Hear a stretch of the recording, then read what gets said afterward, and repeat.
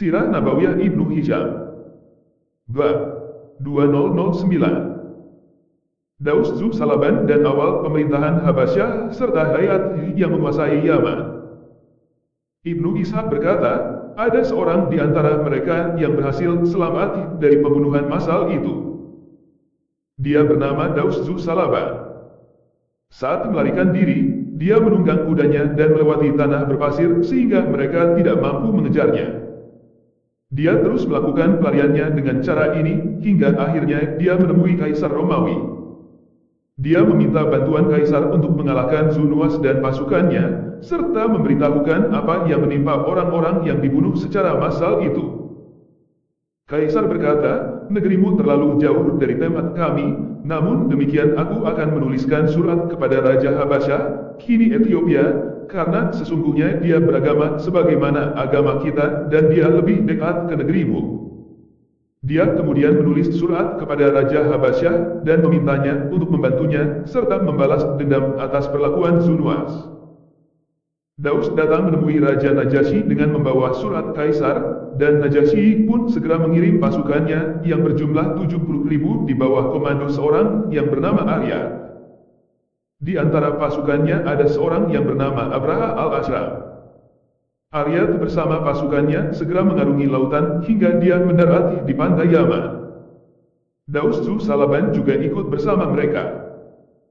Zunuwas bersama dengan orang-orang Himyar dan orang-orang yang taat serta berada di bawah kendalinya segera menyambutnya. Setelah peperangan berlangsung, Zunuwas dan pasukannya terpaksa harus mengaku kalah. Tak kala Zunuwas menyadari apa yang terjadi pada diri dan kaumnya, dia segera mengarahkan kudanya ke laut, lalu dia memacunya dan memasuki lautan itu. Dia memasuki lautan dari yang dangkal terus yang lebih dalam hingga akhirnya dia tenggelam di kedalaman laut itu. Inilah akhir dari pemerintahannya. Aryat pun memasuki Yaman dan dia menguasainya.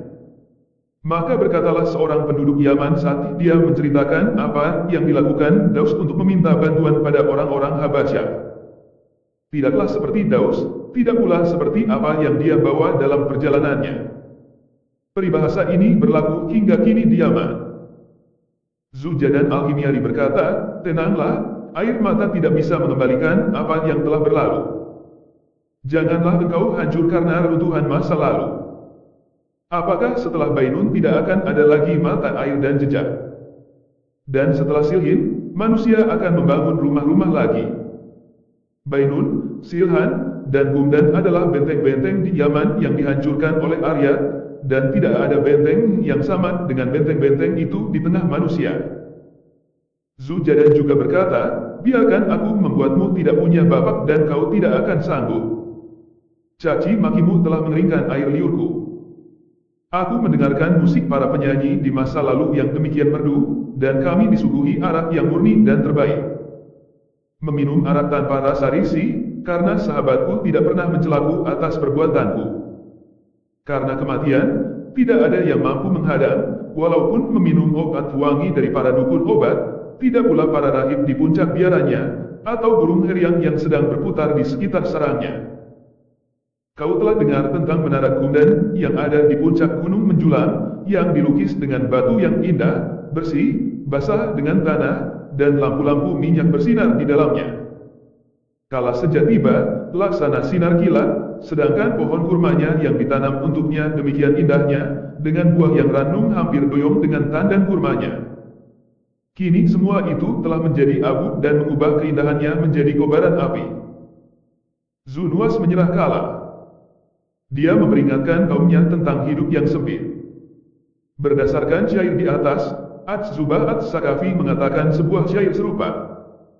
Menurut Ibnu Hisham, Az-Zibah bernama Rabiah bin Abdul Yalel bin Salim bin Malik bin Hutait bin Jusyam bin Kasi, demi kehidupan ini, tidak ada tempat lari bagi pemuda dan tua bangka dari kematian.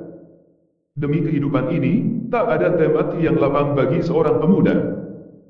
Demi kehidupan ini, tak ada tempat untuk perlindungan.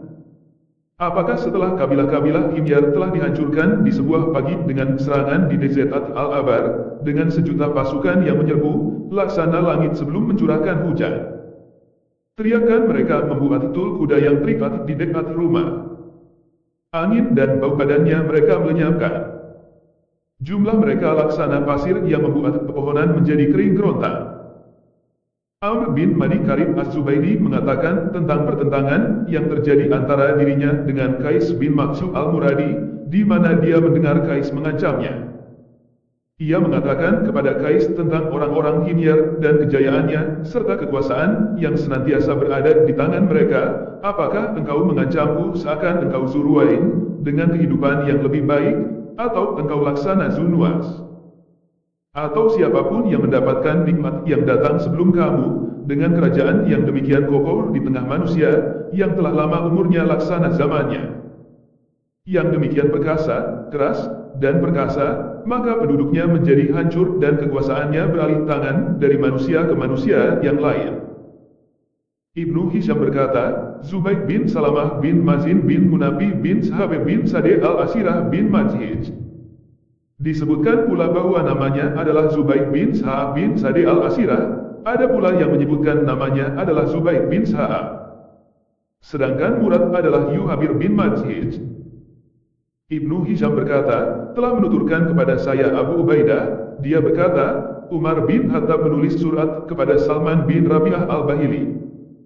Sedangkan Bahilah adalah anak dari Yas'ur bin Sa'd bin Qais bin Ailan yang sedang berada di Armenia. Dia memerintahkan agar dia memberi penghargaan lebih pada orang yang memiliki kuda Arab asli dan memberi penghargaan lebih sedikit pada siapapun yang memiliki kuda blasteran tatkala ada pembagian rampasan perang. Maka dia pun mengeluarkan kudanya, dan tatkala kuda dikeluarkan, Amr bin Madi bin Karib. Salman pun berucap, kudamu ini adalah kuda blasteran, buru.